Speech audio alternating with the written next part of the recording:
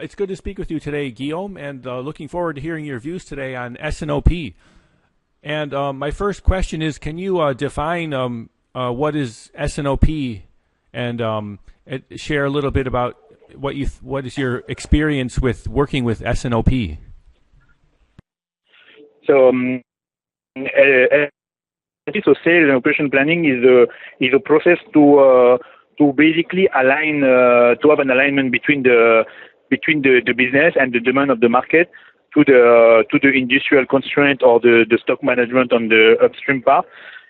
And this is a process which is linking the demand and the supply planning and making sure that that everyone is aligned on one set number to move forward, because the usual issue we are facing in all the companies that everyone is, the finance will have their own number, the marketing, the business will have their own number, then the supply chain will be working on their own forecast, and which is creating discrepancies, and then of course hiccup in the full supply chain. So this is a process really to align both on the supply and the demand on the demand side. Can you talk about some of the challenges that you face? Well, actually, one of the main challenges when you're moving and implementing this, because as I said, it's a process. It's not a tool. So it's not like an ERP you will implement or forecasting system that you will implement that will solve off your issue. The process means that it has to have a really strong governance and engagement from it will link really the supply chain with the business, with the finance, with the marketing and so on. So it's a monthly cycle which at different parts of the month is involving different stakeholders. So all those need to be aligned, and of course also it's the sponsorship of either your general manager or your CEO. Because without that, the level of the N-1 with whom you are working on a monthly basis will be difficult to engage. So that's the main challenge. And actually, there is no you don't need a specific tool to run the S&OP. So the governance is really critical, and making sure that everyone is aligned. You have good metrics, good KPI to follow the success of your process. So normally it should help to, of course, to increase your customer service level. It should help to regularize your stock and having the right stock for the right demand, and making sure that everyone is moving on one direction. Can you share with us how it?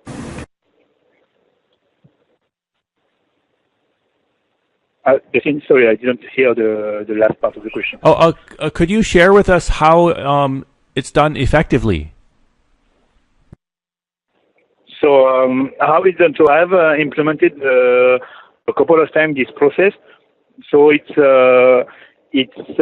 on the implementation, on the process part is really so after defining the strong governance and aligning the different stakeholders of what would be the objective, what would be the added value.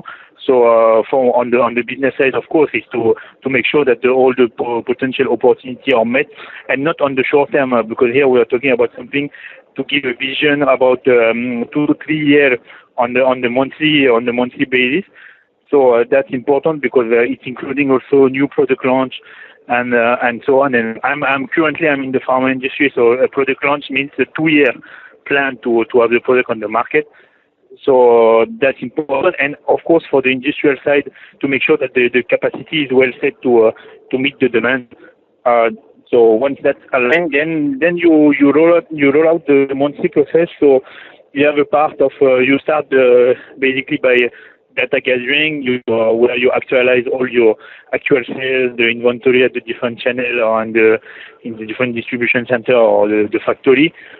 You update your KPI, then you go on move on working with the business part to get the demand consensus. So you have your statistical forecast. You align with the business what will be the final forecast for the coming months.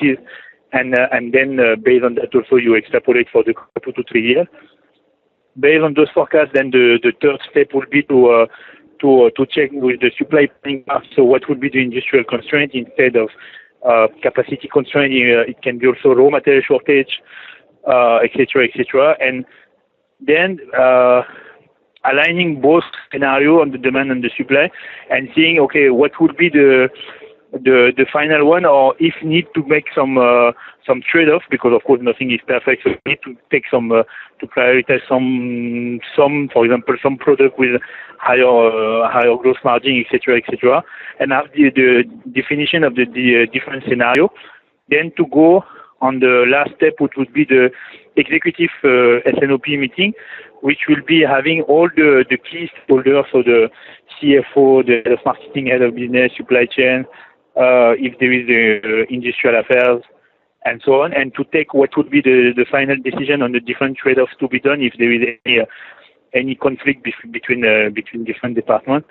And then at the end of the meeting is basically said, okay, this will be our direction, and we'll move on this execution. So it's a rollout. Usually it takes 6 to 8 months to have a process which is moving smoothly.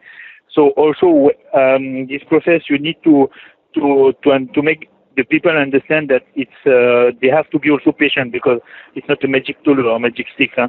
Of course, when you start to rolling it, there will be some hiccups. So the 6 to 8 months is to make sure that you have the continuous improvement, and it's also well adapted to your company. So, for example, I'm in the pharma. The S&OP it will be slightly different on my previous experience, which was in electrical component manufacturer, of course. So that's why it takes that much time to make sure that the process is implemented smoothly. And could you provide a brief background about yourself? So me, I have more than 10 years experience in supply chain. I'm actually passionate about supply chain, and I have worked. So I'm an industrial engineer by education. Then I started to work in the supply chain from the beginning of my career in different positions. Would it be in demand planning, in supply planning, warehouse management. Now I'm heading the supply chain for a pharma company in UAE, based in Dubai, and in different industries also. So I had experience in steel manufacturing, in electrical component manufacturer, and now in the pharma industry, and all in supply chain, which makes me also think that that's one good thing with the supply chain, is that even if the industry, of course, are different and there are some specificity, but the base remains the same. And I'm a strong believer of the base of the supply chain is the demand management, and also being in the Middle East and dealing with the Middle East, Africa. So I've been also my career in emerging countries. The aim is not to be able to have a stable demand, because it's never happening in the emerging country, but to be sure that you are well equipped to plan for the volatility of the market, because the factor there, those are volatile markets, and thanks to the S&OP also, this is where you can, because not just a game to align a kind of stable demand and to make sure that we are meeting the stable demand. When you are dealing with a country in the Middle East or in Africa, of course, depending on the situation, economic situation, political situation, you have to be really flexible. And now the question is really how you improve your agility in the process. And so this is why this is a topic also which is really which I'm really passionate about. And thanks again for sharing.